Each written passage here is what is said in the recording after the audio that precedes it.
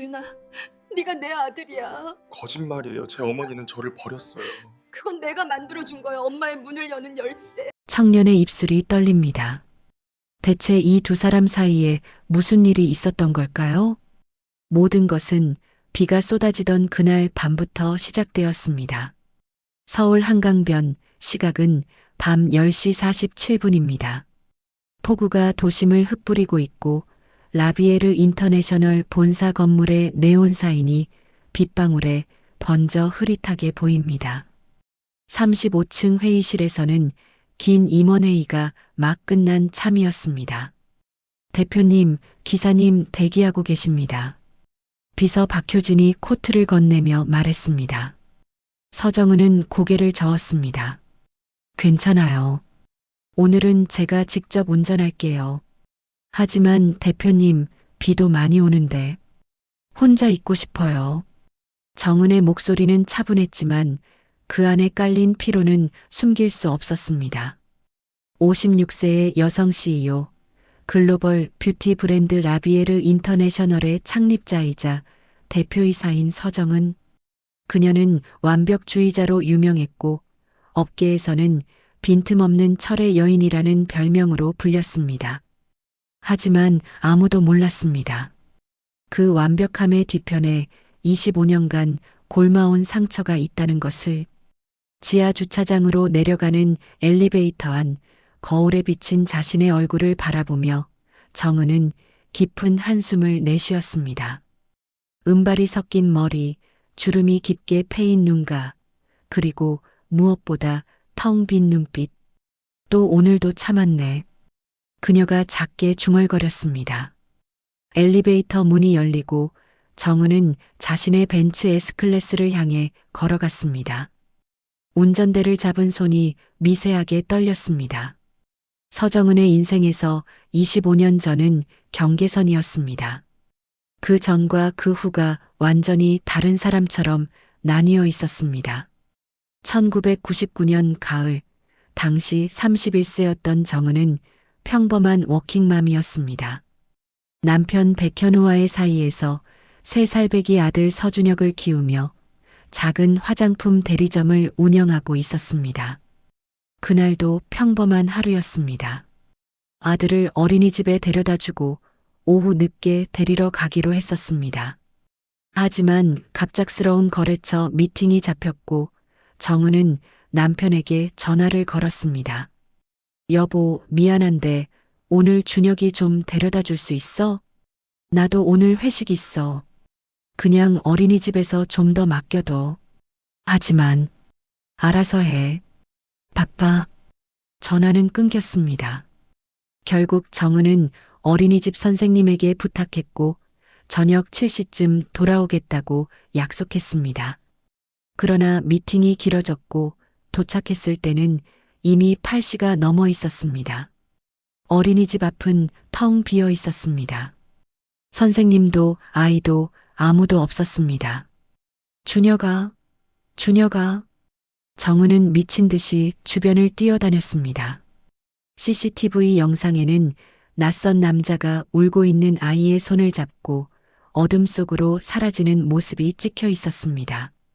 경찰은 수색에 나섰지만 아이는 발견되지 않았습니다. 석 달 뒤 입양 브로커를 통해 미국으로 밀반출되었다는 정보만 겨우 입수했을 뿐입니다. 그 후 정은의 삶은 무너졌습니다. 남편 백현우는 그녀를 비난했습니다. 내가 엄마 역할을 제대로 했으면 이런 일이 없었을 거 아냐. 결국 이혼했고 정은은 혼자 남겨졌습니다. 그녀는 자책했습니다. 내가 제 시간에만 갔더라면, 내가 일을 포기하고 아이를 지켰더라면. 죄책감은 그녀를 집어삼켰고 동시에 그녀를 강하게 만들었습니다. 정은은 미친 듯이 일했습니다. 아들을 찾기 위한 사비 탐정을 고용하기 위해서였고 자신이 무가치하다는 자책감에서 도망치기 위해서였습니다. 10년 만에 작은 브랜드를 키워 중견기업으로 만들었고 20년 만에 글로벌 뷰티 그룹으로 성장시켰습니다. 하지만 성공이 상처를 지워주지는 못했습니다. 밤마다 그녀는 꿈을 꿨습니다. 세 살배기 아들이 울며 그녀를 부르는 꿈을. 엄마, 엄마. 그리고 매번 깨어나면 베개는 눈물로 젖어 있었습니다. 차는 한강대교를 건너 성수동 방향으로 향하고 있었습니다. 와이퍼가 쉴 새 없이 움직였지만 시야는 여전히 흐렸습니다. 정은은 라디오를 껐습니다. 침묵 속에서 빗소리만 들리는 것이 차라리 나았습니다. 오늘도 참았어. 또 하루를 버텼어. 그녀는 스스로를 다독이며 핸들을 잡았습니다. 바로 그때였습니다. 교차로 신호가 노란불로 바뀌었고 정은은 브레이크를 밟으려 했습니다. 하지만 그 순간 왼쪽에서 오토바이 한 대가 빗길을 가르며 미끄러져 들어왔습니다. 브레이크를 밟았지만 이미 늦었습니다. 쾅! 둔탁한 충격음과 함께 오토바이가 도로 위로 튕겨나갔습니다. 헬멧을 쓴 청년이 바닥에 쓰러졌고 오토바이는 불꽃을 튀며 몇 미터를 굴러갔습니다. 정은은 얼어붙었습니다. 손이 떨렸고 입술이 파랗게 질렸습니다. 안 돼, 안 돼. 그녀는 황급히 차에서 내려 청년에게 달려갔습니다. 빗속에서 청년은 신음하며 몸을 뒤척이고 있었습니다. 괜찮아요? 정신 차려요. 정은은 떨리는 손으로 119에 전화를 걸었습니다. 여보세요, 사고 났어요. 한강대교 성수 방향 교차로 빨리 와주세요. 그리고 청년의 헬멧을 벗기려 했습니다. 헬멧끈을 풀자 젖은 머리카락 사이로 젊은 얼굴이 드러났습니다. 20대 중반쯤 되어 보이는 청년이었습니다. 정은은 그의 목을 확인하려 했고 그 순간 무언가가 그의 목에서 반짝였습니다. 은빛 열쇠 모양의 펜던트였습니다. 정은의 손이 멈췄습니다. 심장이 멎는 것 같았습니다. 이건 설마. 그녀는 떨리는 손으로 펜던트를 집어들었습니다. 작은 은빛 열쇠, 뒷면에는 희미하게 새겨진 글씨가 있었습니다. 준혁에게 엄마의 문을 여는 열쇠. 사랑해. 정은의 세계가 무너졌습니다. 비명이 목구멍에서 터져 나올 듯 했지만 소리는 나오지 않았습니다. 25년 전 3살배기 아들에게 마지막으로 채워준 바로 그 목걸이였습니다. 안 돼, 이럴 수가. 그녀의 입술이 파르르 떨렸습니다. 앰뷸런스 사이렌 소리가 멀리서 들려왔지만 정은의 귀에는 아무것도 들리지 않았습니다. 그저 펜던트를 움켜쥔 채 쓰러진 청년의 얼굴을 멍하니 바라볼 뿐이었습니다. 빗물이 그녀의 얼굴을 타고 흘러내렸습니다. 눈물인지 빗물인지 구분할 수 없었습니다. 화면이 흐릿하게 바뀌며 25년 전의 기억이 스쳐 지나갑니다. 밝은 햇살이 비치는 작은 아파트 거실입니다. 젊은 서정은이 3살배기 아들을 무릎에 앉혀놓고 작은 상자를 열었습니다. 준혁아, 이거 봐. 상자 안에는 은빛 열쇠 모양의 펜던트가 들어 있었습니다. 이게 뭐예요? 엄마가 너한테 주는 선물이야. 이건 특별한 열쇠야. 열쇠요? 응. 엄마의 마음을 여는 열쇠. 준혁이가 이걸 가지고 있으면 엄마는 항상 준혁이 곁에 있는 거야. 정은은 아이의 목에 펜던트를 걸어주었습니다. 엄마가 일 때문에 늦어도 준혁이는 무서워하지 마. 이 열쇠가 있으면 엄마가 꼭 돌아올 거야. 진짜요? 진짜야. 약속해. 아이는 환하게 웃으며 펜던트를 만지작거렸습니다. 엄마 사랑해요. 엄마도 사랑해. 우리 준혁이. 그것이 마지막이었습니다. 그날 저녁 아이는 사라졌고 펜던트도 함께 사라졌습니다. 구급대원들이 청년을 들것에 실었습니다. 보호자분이신가요? 정은은 고개를 끄덕였습니다. 네, 제가 함께 갈게요. 그녀는 앰뷸런스에 올라탔고 청년의 손을 꼭 잡았습니다. 젖은 펜던트가 그녀의 손바닥 안에서 차갑게 식어가고 있었습니다. 이게 정말 준혁이일까? 25년 만에 이렇게 다시 만난 걸까? 정은의 머릿속은 혼란스러웠습니다. 기쁨과 두려움, 죄책감과 희망이 뒤섞여 폭풍처럼 휘몰아쳤습니다. 앰뷸런스가 병원을 향해 달려가는 동안 정은은 청년의 얼굴을 물끄러미 바라보았습니다. 25년이 지났지만 그 윤곽 속에서 어렴풋이 3살배기 아들의 모습이 보였습니다.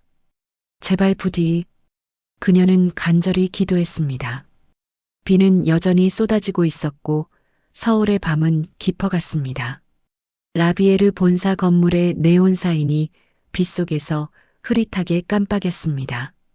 그리고 어딘가에서 멈췄던 시계가 다시 움직이기 시작했습니다.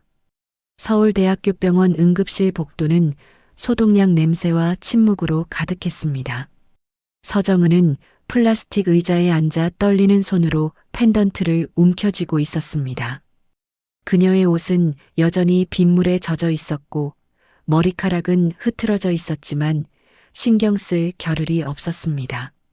보호자분, 환자 의식 돌아왔습니다. 간호사가 나와 말했고 정은은 벌떡 일어났습니다. 지금 들어가도 될까요? 네, 하지만 너무 오래는 안 됩니다. 환자분이 아직 많이 약하세요. 정은은 고개를 끄덕이고 중환자실 문을 열었습니다. 침대에 누운 청년이 천천히 눈을 뜨고 있었습니다. 정은의 발걸음이 멈췄습니다. 정말 준혁이일까? 25년이라는 시간이 너무 길었고 확신은 두려움으로 바뀌었습니다. 저기 괜찮으세요? 정은이 조심스럽게 다가가며 물었습니다. 청년은 고개를 돌려 그녀를 바라봤고 잠시 멍한 표정을 지었습니다. 여기가 병원인가요? 네, 어젯밤에 사고가 났어요. 제 차가 당신과 부딪혔어요. 정은의 목소리는 떨렸습니다. 청년은 천천히 몸을 일으키려 했지만 통증에 얼굴을 찡그렸습니다. 아, 괜찮아요. 제 잘못이에요. 빗길에서 너무 빨리 달렸나 봐요. 그는 미소를 지었고 그 미소를 본 순간 정은의 가슴이 철렁 내려앉았습니다. 3살 때 아들이 웃던 모습 그대로였습니다. 아니에요. 제가 조심했어야 했는데. 정은은 침대 곁에 의자에 앉으며 말했습니다. 이름이 어떻게 되세요? 한도윤이요. 한도윤. 정은은 그 이름을 속으로 되뇌었습니다. 서준혁이 아니라 한도윤이라는 이름으로 25년을 살아온 아이였습니다. 저는 서정은이에요. 아, 네.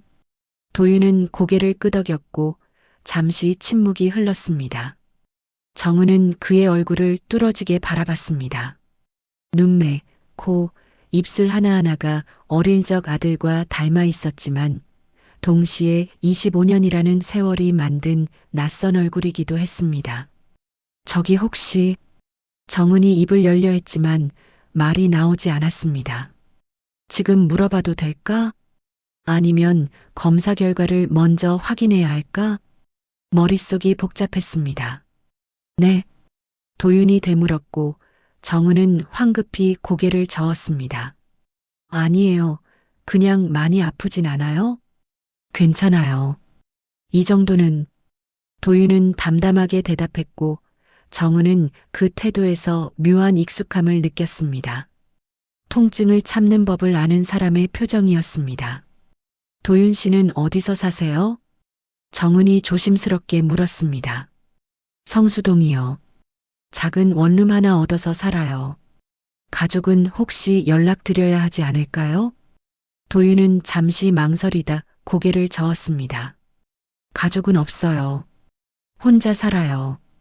혼자요? 네. 그의 대답은 짧았지만 그 안에 담긴 외로움은 숨길 수 없었습니다. 정은의 가슴이 조여왔습니다. 저 실례지만 한국에서 쭉 사셨어요? 도윤은 고개를 저었습니다. 아니요. 한국말 아직 조금 서툴러요. 그가 말하는 억양에는 분명 미묘한 어색함이 있었습니다. 미국에 있었어요. 얼마 전에 한국 돌아왔어요. 정은의 손이 떨렸습니다. 미국에는 언제부터 있었어요? 어릴 때부터요. 3살 때 입양됐어요. 그 말을 듣는 순간 정은의 머릿속이 하얗게 변했습니다. 3살 때 입양. 모든 퍼즐이 맞아떨어지는 순간이었습니다. 입양을. 정은은 간신히 목소리를 냈습니다. 네. 한국에서 미국 가정으로 입양됐어요. 양부모님이 저 키워주셨어요. 그럼 친부모님은? 말을 꺼내는 순간 정은의 목소리가 갈라졌습니다. 도윤은 잠시 천장을 바라보다 조용히 말했습니다.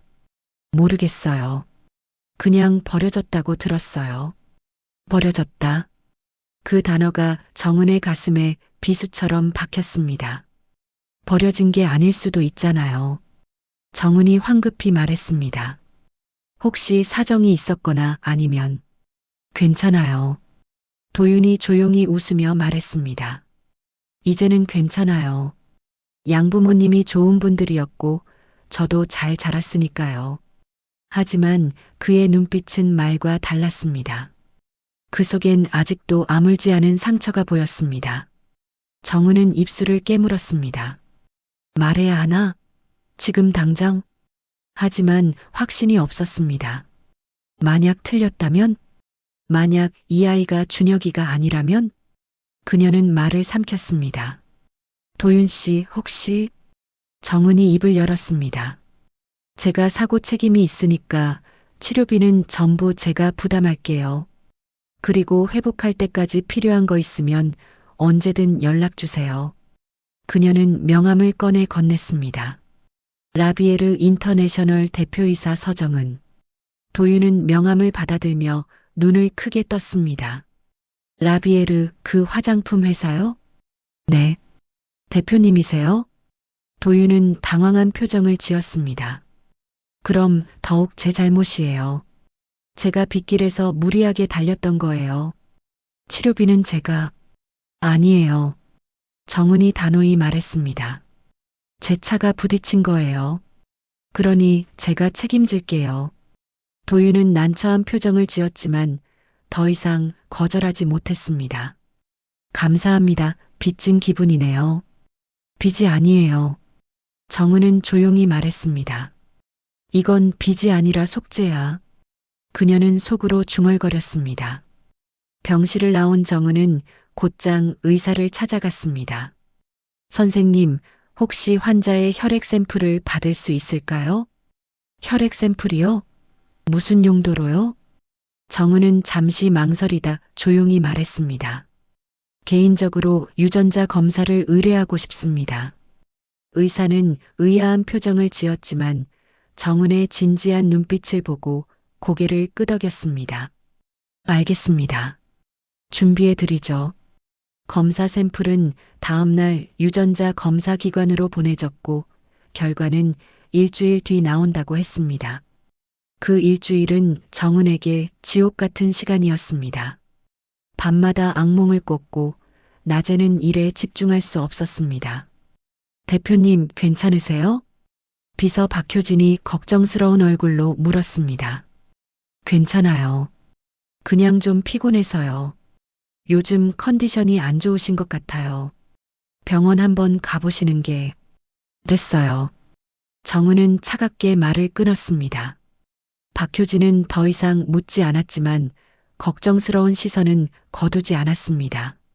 정은은 매일 병원을 찾았습니다. 도윤의 상태를 확인한다는 명목이었지만 사실은 그를 보고 싶어서였습니다. 또 오셨어요? 도윤이 놀란 표정으로 물었습니다. 응. 상태 확인하러. 너무 자주 오시는 거 아니에요? 바쁘실 텐데. 괜찮아. 내가 사고 낸 거니까. 정은은 의자에 앉으며 말했습니다. 오늘은 좀 어때? 많이 나아졌어요. 내일 퇴원해도 된대요. 그래. 다행이다. 정은은 안도의 한숨을 쉬었습니다. 하지만 동시에 불안감도 밀려왔습니다. 퇴원하면 다시 못 볼 수도 있는데. 그녀는 조심스럽게 말했습니다. 퇴원하고 나서도 경과 관찰 받아야 할 거야. 혹시 불편한 거 있으면 언제든 연락해. 네, 감사해요. 도윤은 미소 지었고 정은은 그 미소를 보며 가슴이 먹먹해졌습니다. 이 아이가 정말 준혁이라면 25년 동안 얼마나 외로웠을까. 나흘째 되던 날 정은은 병실에서 도윤과 함께 저녁을 먹고 있었습니다. 도윤 씨는 뭐 하는 사람이에요? 저요? 야간 대학 다니고 있어요. 낮에는 배달 일하고요. 야간 대학이요? 네. 학비 벌려면 일해야 하니까요. 정은의 가슴이 아려왔습니다. 전공은 뭐예요? 경영학이요. 그냥 쓸모 있을 것 같아서요. 양부모님은 말을 꺼낸 순간 도윤의 표정이 어두워졌습니다. 돌아가셨어요. 작년에. 정은은 숨을 멈췄습니다. 그래서 한국에 돌아온 거예요. 더 이상 미국에 있을 이유가 없었거든요. 혼자서 힘들지 않았어요? 도윤은 웃었습니다. 익숙해요. 원래 혼자였으니까요. 그 말에 정은의 눈가가 뜨거워졌습니다. 혼자가 아니었을 수도 있잖아요. 네. 도윤이 고개를 갸웃거렸고 정은은 황급히 말을 돌렸습니다. 아니에요. 그냥 앞으로는 더 좋은 일만 있을 거예요. 감사해요. 그 말. 도윤은 환하게 웃었고 정은은 그 웃음을 보며 눈물을 참았습니다. 일주일 후 유전자 검사 결과가 나왔습니다.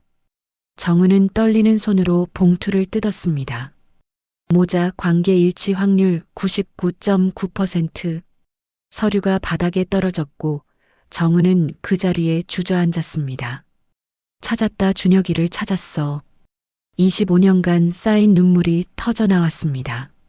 그녀는 소리내어 울었고 아무도 없는 사무실에서 밤새 울었습니다.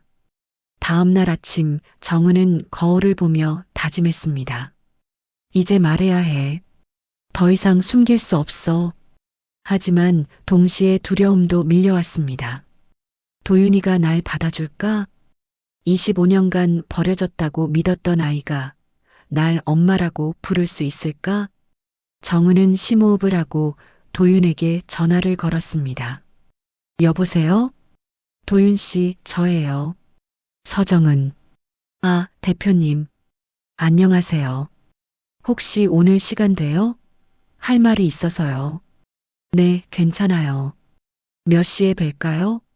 정은은 잠시 망설이다 말했습니다. 저녁 7시 한강 카페에서 만나요. 위치 문자로 보낼게요. 네, 알겠습니다. 전화를 끊고 정은은 창밖을 바라봤습니다.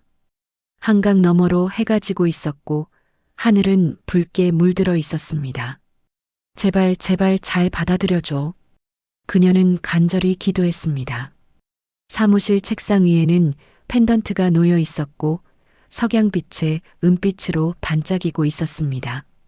유리창 너머로 한강이 보이는 조용한 카페였고 정은은 창가 자리에 앉아 손목시계를 몇 번이나 확인했습니다. 떨리는 손으로 커피잔을 들었지만 한 모금도 넘기지 못했고 가방 속 DNA 검사 결과지를 만지작거리며 심호흡을 반복했습니다. 어떻게 말하지? 어떻게 시작하지? 머릿속으로 수없이 연습했지만 정작 입 밖으로 꺼낼 용기는 나지 않았습니다. 오후 7시 정각 카페 문이 열리며 도윤이 들어왔습니다. 죄송해요. 안 늦었죠? 아니, 괜찮아. 앉아요. 정은은 억지로 미소를 지으며 맞은편 의자를 가리켰습니다. 도윤은 자리에 앉으며 고개를 갸웃거렸습니다. 무슨 일이세요? 표정이 안 좋으신데. 아니에요. 그냥 할 말이 있어서요. 정은은 잠시 침묵했고 도윤은 조용히 그녀를 바라봤습니다. 사실은 정은이 입을 열려는 순간 그녀의 휴대폰이 요란하게 울렸습니다. 비서 박효진의 이름이 화면에 떴고 정은은 잠시 망설이다 전화를 받았습니다. 네, 효진 씨. 대표님, 지금 당장 회사로 오셔야 합니다. 박효진의 목소리는 급박했고 정은의 표정이 굳어졌습니다. 무슨 일인데요? 언론에 기사가 떴습니다. 대표님과 그 청년분 사진이 지금 포털 실시간 검색어 1위예요. 정은의 손에서 휴대폰이 떨어질 뻔했습니다. 뭐라고요? 빨리 오세요. 임원들이 비상회에 소집했습니다. 전화가 끊겼고 정은은 창백한 얼굴로 도윤을 바라봤습니다. 미안해요, 도윤 씨. 급한 일이 생겨서 다음에 다시 연락할게요. 네, 괜찮아요. 업무 먼저 보세요. 정은은 황급히 자리에서 일어났지만 문을 나서기 전 잠시 멈춰 섰습니다. 지금 말해야 하나? 아니면. 하지만 박효진의 다급한 목소리가 귓가에 맴돌았고 그녀는 결국 카페를 빠져나갔습니다. 도윤은 혼자 남겨진 채 창밖을 바라봤고 정은이 떠나간 방향을 물끄러미 응시했습니다. 정은이 도착했을 때 임원 5명이 이미 자리에 앉아 있었고 대형 모니터에는 포털 뉴스 화면이 떠 있었습니다. 라비에르 대표 서정은 25세 청년과 미래 의혹, 글로벌 뷰티 기업 수장의 스캔들 주가 급락, 기사 아래에는 정은이 병실을 드나드는 사진, 카페에서 도윤과 마주 앉은 사진이 여러 장 첨부되어 있었습니다. 대체 이게 무슨 일입니까, 대표님? 감사이사 최인수가 차갑게 물었습니다. 저 청년은 누굽니까? 왜 매일 병원을 찾아가셨습니까? 그건 정은은 말문이 막혔습니다. 내 아들이라고 말할 수 있을까? 지금 말하면 믿어줄까? 박효진이 태블릿을 건네며 말했습니다. 대표님, 주가가 개장 20분 만에 8% 떨어졌습니다. 투자자들이 동요하고 있어요. 그리고 이거 보세요. CF 김태준이 또 다른 기사를 띄웠습니다. 라비에르 대표 사생활 논란에 브랜드 이미지 타격 우려. 정은은 의자에 앉으며 이마를 짚었습니다. 임원 여러분, 제 개인적인 일로 회사에 피해를 드려 죄송합니다. 죄송하다는 말로 해결될 문제가 아닙니다. 최인수가 날카롭게 말했습니다. 대표님께서 해명 기자회견을 열어야 합니다. 지금 당장 기자회견은 안 하시겠다는 겁니까? 그럼 이사회에서 대표 퇴진안을 상정하겠습니다. 회의실이 얼어붙었고 정은은 고개를 들어 최인수를 똑바로 바라봤습니다. 그 청년은 제 아들입니다. 회의실이 술렁였고 임원들은 서로 눈빛을 교환했습니다. 무슨 말씀을 하시는 겁니까? 25년 전 유괴된 제 아들을 찾았습니다. DNA 검사 결과도 있습니다. 정은은 가방에서 서류를 꺼내 테이블 위에 놓았습니다. 임원들은 서류를 돌려보며 웅성거렸고 박효진이 조심스럽게 물었습니다. 그럼 저 청년분이 정말 대표님의... 네, 제 아들입니다. 정은의 목소리는 떨렸지만 단호했습니다. 하지만 아직 본인은 모릅니다. 제가 오늘 말하려고 했던 참이었어요. 최인수가 코웃음 쳤습니다. 그럴듯한 핑계네요. 하지만 대중은 믿지 않을 겁니다. 그게 진실입니다. 진실이든 아니든 지금 회사 이미지가 추락하고 있다는 게 문제입니다. 회의는 밤 11시까지 이어졌고 결론은 명확했습니다. 48시간 내에 상황을 해명하지 못하면 임시 이사회를 열어 대표 퇴진안을 논의한다는 것이었습니다. 회의실을 나온 정은은 비서실로 돌아와 의자에 주저앉았고 박효진이 물 한 잔을 건넸습니다. 대표님 괜찮으세요? 효진 씨, 내가 어떻게 해야 할까요? 정은의 목소리는 처음으로 흔들렸습니다. 도윤이에게 말하면 그 아이가 받아들일 수 있을까요? 25년 동안 버려졌다고 믿었던 아이가 날 엄마라고 부를 수 있을까요? 박효진은 잠시 침묵하다 조용히 말했습니다. 대표님, 진실은 언젠가 밝혀집니다. 지금이 그때인 것 같아요. 정은은 고개를 끄덕였고 휴대폰을 꺼내 도윤에게 문자를 보냈습니다. 내일 저녁 7시 회사로 와주세요. 꼭 해야 할 말이 있습니다. 그날 밤 정은은 집에 돌아가지 못하고 사무실에서 밤을 새웠습니다. 창밖으로 서울 야경이 펼쳐져 있었지만 그녀의 눈에는 아무것도 들어오지 않았습니다. 책상 위에는 25년 전 아들의 사진이 놓여 있었고 그 옆에는 DNA 검사 결과지가 있었습니다. 준혁아, 엄마가 이제 말할게. 늦었지만 이제라도 말할게. 그녀는 사진을 쓰다듬으며 중얼거렸습니다. 하지만 그 순간 휴대폰이 울렸습니다. 모르는 번호였고 정은은 잠시 망설이다 전화를 받았습니다. 여보세요? 오랜만이야, 정은아. 낯익은 목소리가 들려왔고 정은의 표정이 굳어졌습니다. 현우. 전 남편 백현우였습니다. 뉴스 봤어. 재미있더라. 내가 25세 청년이랑 스캔들이라니. 당신이 언론에 흘린 거죠? 증거라도 있어? 백현우는 비웃었고 정은은 이를 악물었습니다. 왜 이러는 거예요? 이혼한 지 20년도 넘었잖아요. 내가 잘 되는 꼴을 보기 싫어서지. 내가 성공할 때마다 내가 얼마나 비참했는지 알아? 그건 당신 문제예요. 아니, 우리 문제야. 준혁이를 잃은 건 내 잘못이었어. 그런데 넌 성공했고 난 망했어. 공평하지 않잖아. 정은은 숨이 막혔습니다. 준혁이를 찾았어요. 뭐? 백현우의 목소리가 떨렸습니다. 준혁이를 찾았어요. 그 청년이 우리 아들이에요. 전화 너머로 긴 침묵이 흘렀습니다. 거짓말하지 마. DNA 검사 결과도 있어요. 99.9% 일치. 백현우는 한동안 아무 말이 없었고 정은은 조용히 말했습니다. 당신이 언론에 뭘 흘리든 난 상관없어요. 하지만 준혁이만큼은 건드리지 마세요. 내 아들이기도 해. 그럼 아버지답게 행동하세요. 정은은 전화를 끊었고 휴대폰을 책상 위에 던졌습니다. 도윤은 정은의 부름을 받고 회사를 찾아왔고 비서실을 지나 대표실 문 앞에 섰습니다. 들어오세요. 정은의 목소리가 들려왔고 도윤은 문을 열었습니다. 넓은 대표실 안 정은은 창가에 서서 한강을 바라보고 있었습니다. 앉아요, 도윤 씨. 네. 도윤은 소파에 앉았고 정은은 천천히 돌아서서 그를 마주했습니다. 어제 갑자기 가서 미안했어요. 괜찮아요. 바쁘신 거 알아요.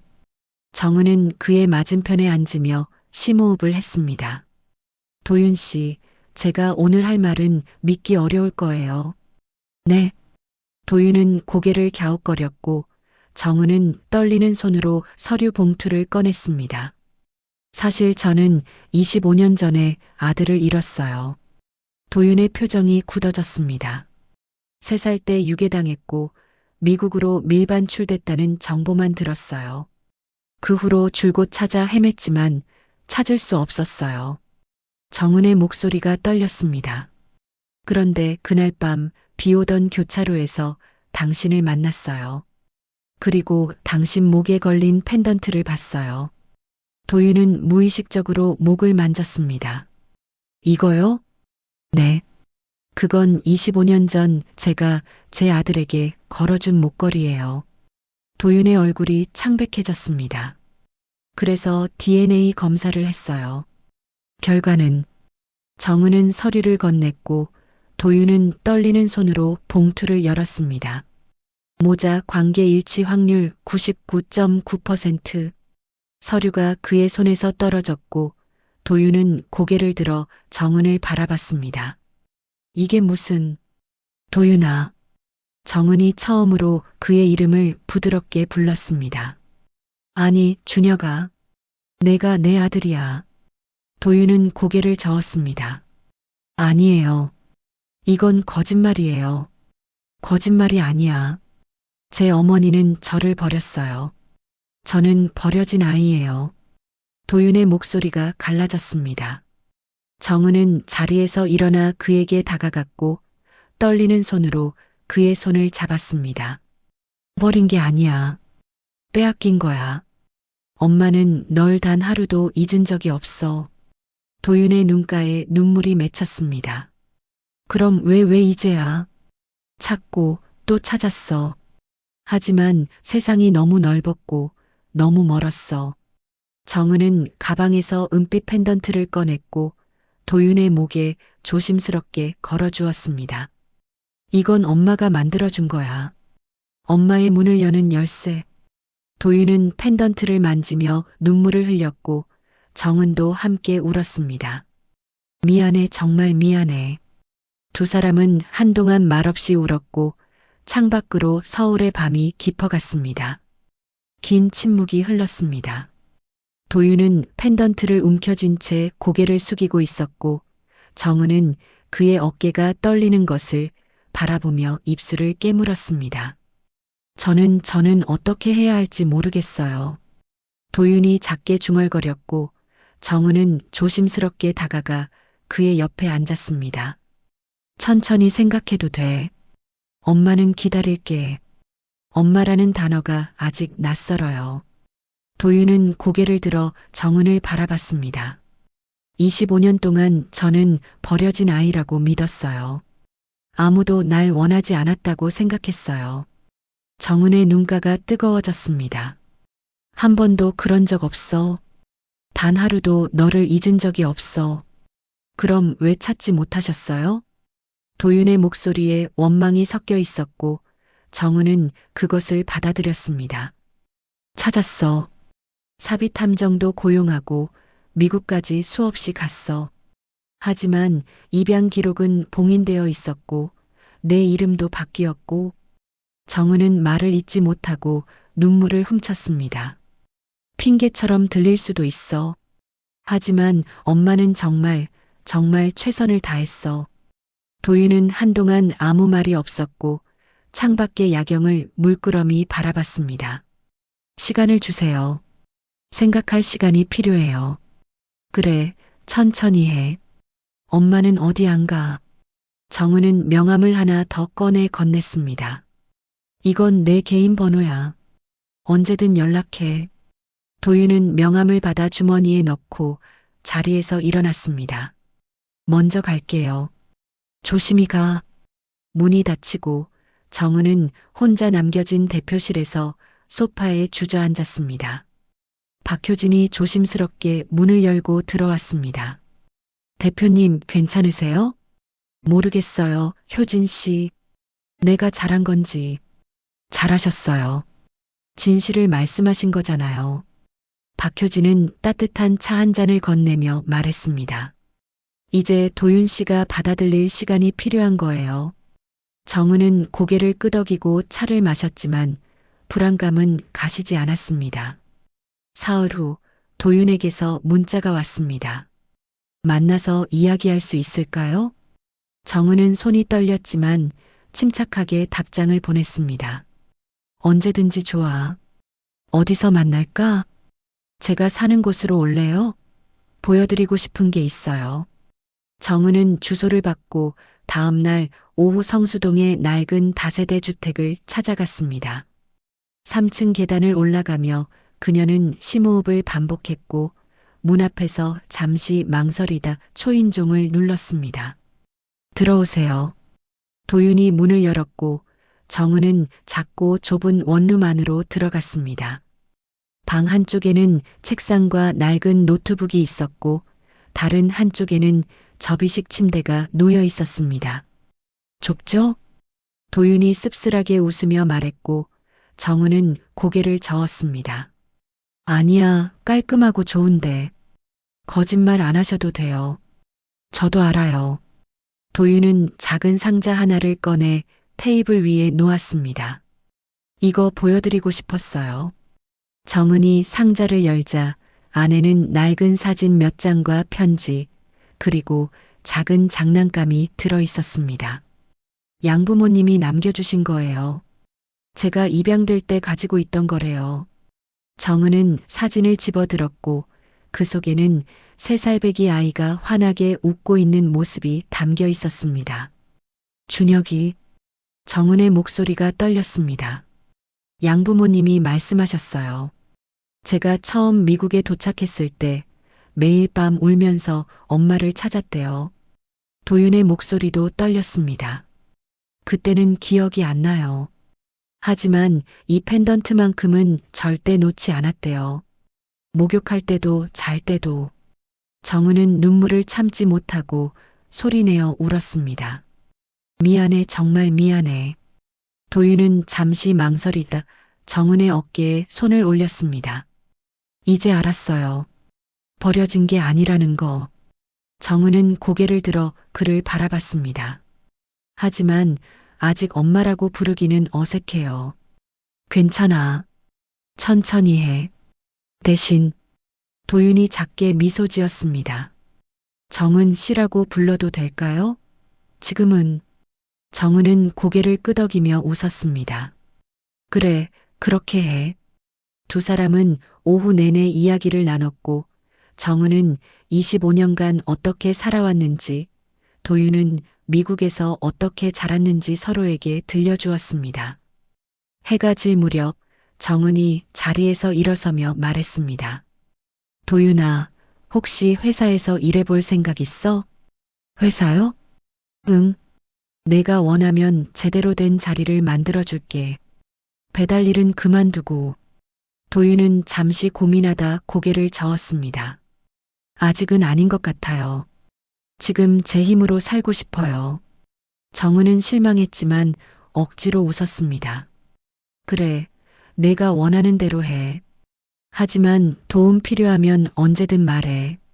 네, 고마워요, 정은 씨.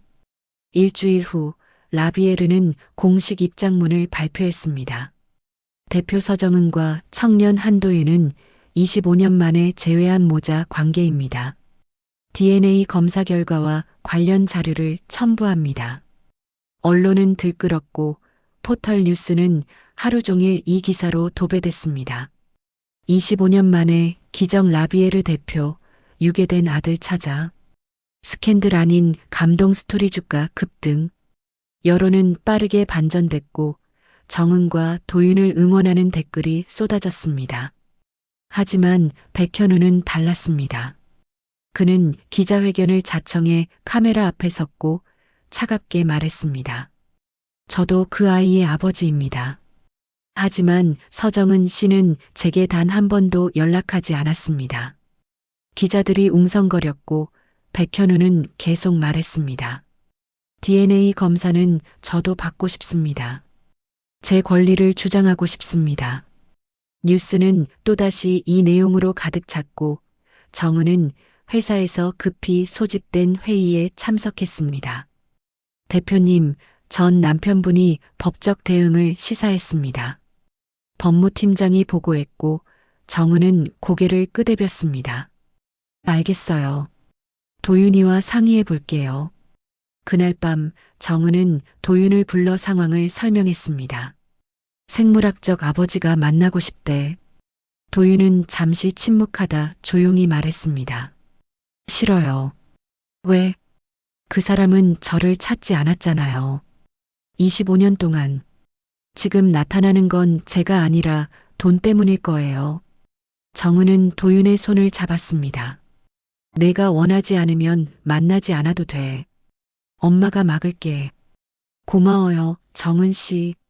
한 달이 지났고 도윤과 정은의 관계는 조금씩 가까워졌습니다. 정은은 일주일에 2~3번 도윤의 원룸을 찾아갔고 함께 저녁을 먹거나 한강을 산책했습니다. 오늘 학교 어땠어? 괜찮았어요. 교수님이 제 발표 칭찬하셨어요. 그래, 우리 아들 똑똑하네. 도윤은 우리 아들이라는 말에 살짝 움찔했지만 싫지 않았습니다. 어느 날 밤 두 사람은 한강 둔치 벤치에 나란히 앉아 있었습니다. 정은 씨, 응? 이제 엄마라고 불러도 될까요? 정은은 놀라 도윤을 바라봤고 그의 눈가에 눈물이 맺혀 있는 것을 발견했습니다. 진짜? 네.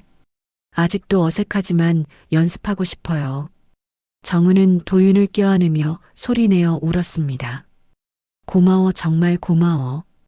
도윤도 처음으로 정은을 꼭 안았고 두 사람은 한동안 그렇게 서로를 끌어안았습니다. 한강 위로 달빛이 비쳤고 물결이 은빛으로 반짝였습니다. 2달 후 정은은 도윤에게 제안했습니다. 도윤아, 회사에 새 부서를 만들려고 해. 사회공헌팀. 내가 맡아줄래? 저요? 응. 내가 겪은 일들, 입양아들이 겪는 어려움을 누구보다 잘 알잖아. 그걸 살려서 일해보면 어떨까? 도윤은 잠시 고민하다 고개를 끄덕였습니다. 해볼게요, 엄마. 정은은 환하게 웃었습니다. 고마워. 사흘 후 도윤은 라비에르 본사에 첫 출근을 했고 신입사원들과 함께 오리엔테이션을 받았습니다. 한도윤 씨, 대표님 아드님이시죠? 동료 직원이 조심스럽게 물었고 도윤은 담담하게 대답했습니다. 네, 그렇습니다. 하지만 특혜 없이 일하고 싶어요. 멋지시네요. 도윤은 성실하게 일했고 2달 만에 첫 프로젝트를 완성했습니다. 입양아 자립 지원 프로그램 라비에르와 함께하는 새 출발. 발표의 날 도윤은 임원들 앞에서 프레젠테이션을 진행했습니다. 저는 25년간 제 뿌리를 몰랐습니다. 하지만 이제 알았습니다. 뿌리가 없어도 우리는 새로운 토양에 뿌리를 내릴 수 있다는 것을. 객석의 정은은 눈물을 훔쳤고 박효진이 옆에서 속삭였습니다. 정말 대표님 아들 맞네요. 똑같아요. 발표가 끝나고 임원들은 기립박수를 보냈습니다. 회의실을 나온 도윤에게 정은이 다가갔습니다. 잘했어. 정말 잘했어. 고마워요, 엄마. 엄마가 기회를 줘서. 아니야, 내가 해낸 거야. 두 사람은 웃으며 복도를 걸었고 창밖으로 석양이 비쳤습니다. 3달 후 정은은 기자회견을 열었습니다. 저는 오늘 대표직에서 물러납니다. 기자들이 술렁였고 플래시가 터졌습니다. 하지만 이건 은퇴가 아니라 새 시작입니다. 앞으로 저는 사회공헌 부문 고문으로 일하며 우리 아들 도윤이와 함께 더 의미 있는 일을 하고 싶습니다. 도윤은 무대 뒤에서 그 모습을 지켜봤고 가슴이 뜨거워졌습니다. 회견이 끝나고 정은이 무대 뒤로 왔습니다. 어땠어? 멋있었어요, 엄마. 이제 엄마도 좀 쉬려고. 너랑 더 많은 시간 보내고 싶어. 도윤은 정은을 꼭 안았습니다. 고마워요. 날 찾아줘서. 아니야, 고마운 건 나야. 돌아와줘서.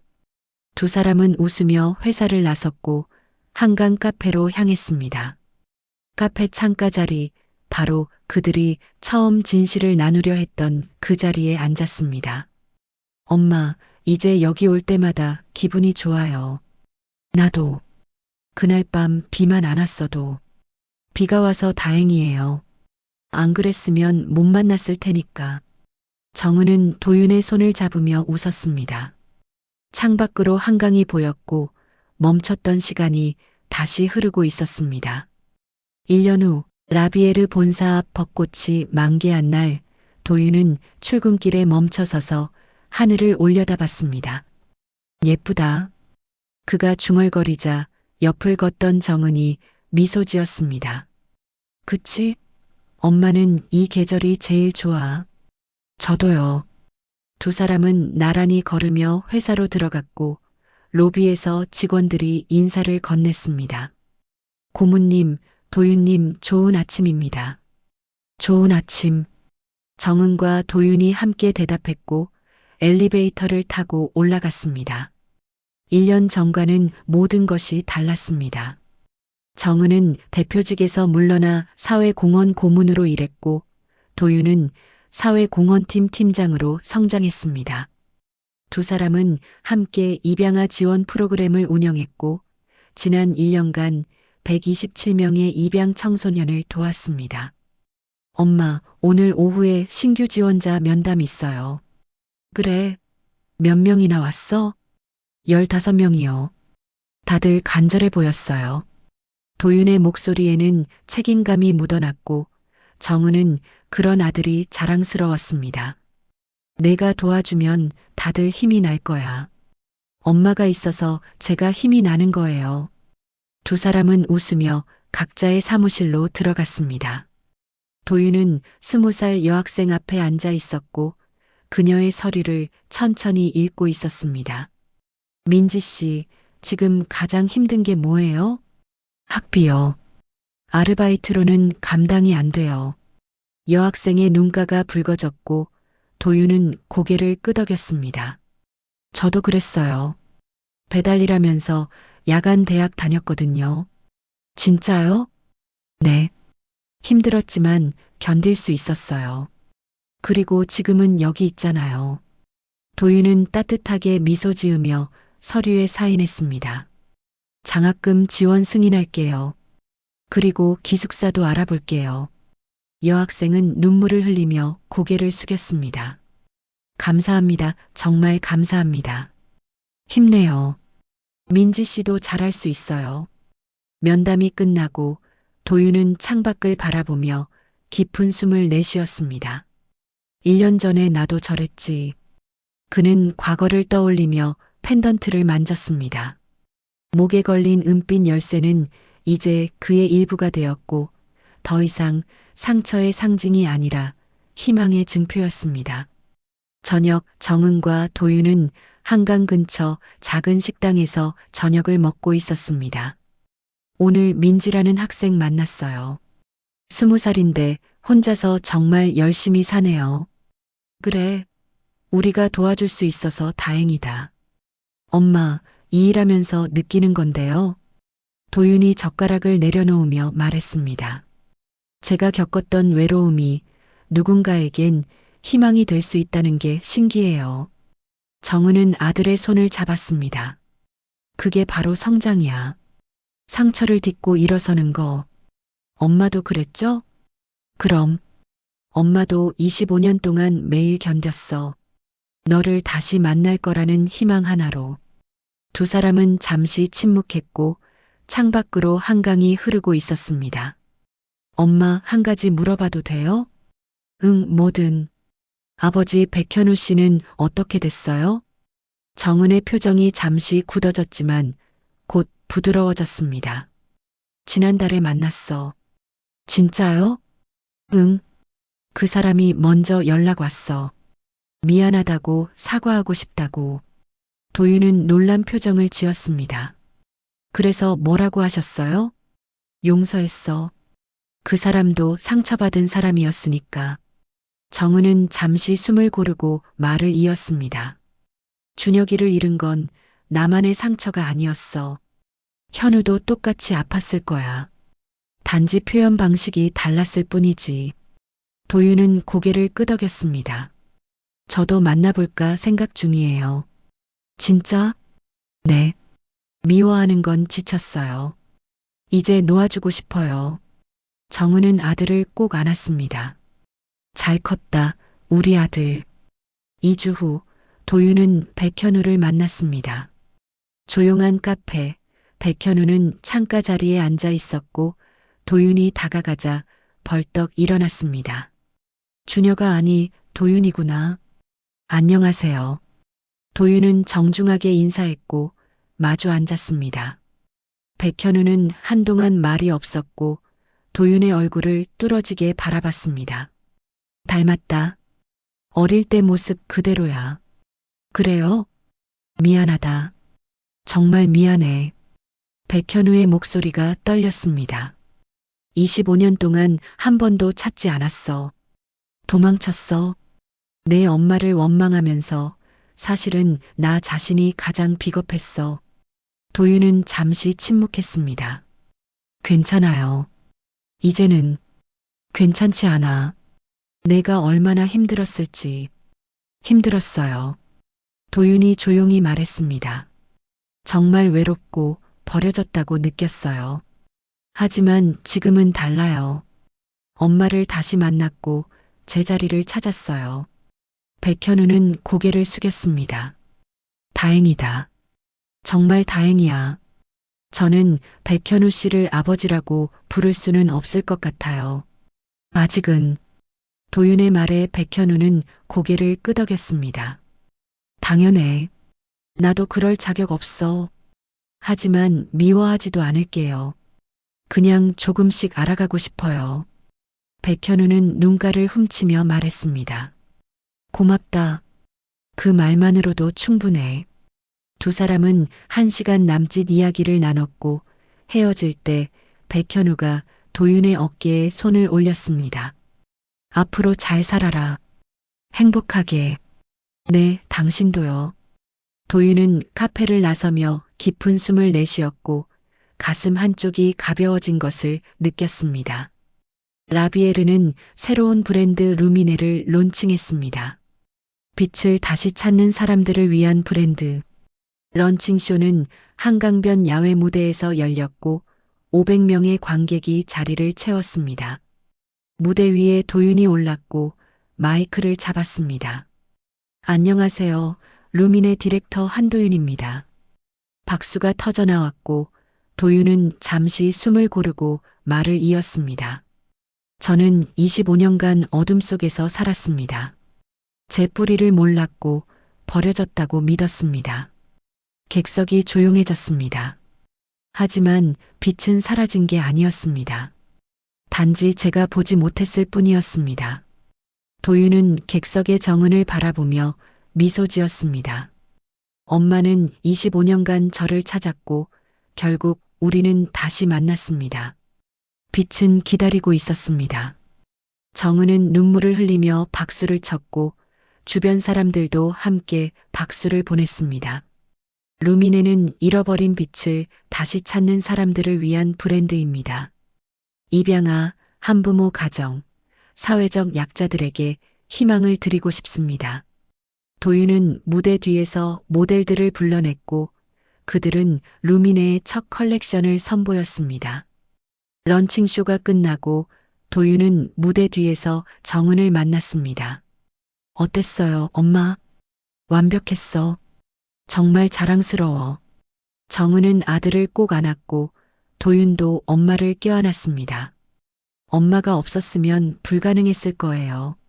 아니야, 내가 해낸 거야.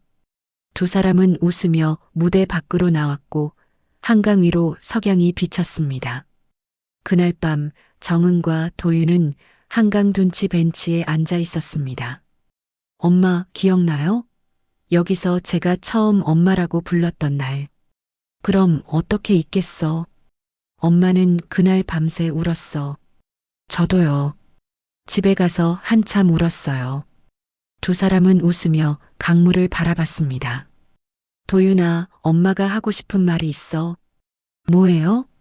정은은 아들의 손을 잡으며 말했습니다. 고마워. 돌아와줘서. 엄마야말로 고마워요.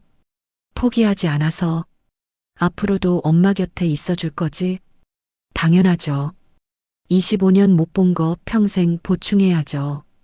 정은은 웃으며 도윤의 어깨에 머리를 기댔고 도윤도 엄마의 어깨를 감싸 안았습니다. 한강 위로 별이 떠올랐고 두 사람의 그림자가 길게 드리워졌습니다. 엄마, 응? 제 인생에서 가장 행복한 순간이 언제인지 알아요? 언제? 지금이요. 바로 이 순간. 정은은 눈물을 흘리며 아들을 더 꼭 안았습니다. 엄마도 그래. 지금이 제일 행복해. 둘은 한동안 말없이 강물을 바라봤고 시간은 천천히 흘러갔습니다. 서정은은 손자를 안고 벤치에 앉아 있었고 도윤은 그 옆에서 아내와 함께 웃고 있었습니다. 할머니, 이게 뭐예요? 3살배기 손자가 정은의 목걸이를 가리키며 물었고 정은은 펜던트를 꺼내 보여줬습니다. 이건 할머니의 보물이야. 아빠한테 줬던 거야. 보물이요? 응. 이 열쇠로 할머니와 아빠의 문을 열었어. 손자는 고개를 갸웃거렸고 도윤이 웃으며 설명했습니다. 나중에 크면 알려줄게, 준서야. 정은은 손자를 품에 안으며 도윤을 바라봤습니다. 행복하니? 네, 엄마. 너무 행복해요. 엄마도 그래. 두 사람은 웃으며 옥상 정원의 벚꽃나무를 바라봤습니다. 25년의 공백은 끝났고 새로운 시간이 시작되었습니다. 빛은 사라진 것이 아니라 기다리고 있었고 사랑은 시간이 아니라 순간으로 완성되었습니다. 화면은 천천히 페이드 아웃되며 한강 위로 햇살이 반짝입니다. 25년이라는 긴 시간, 그 속에서 서정은과 도윤은 각자의 어둠을 견뎌냈습니다. 한 사람은 잃어버린 아이를 찾기 위해, 다른 한 사람은 버려졌다는 상처를 안고 살아왔습니다. 하지만 빛은 결코 사라지지 않았습니다. 단지 잠시 가려져 있었을 뿐입니다.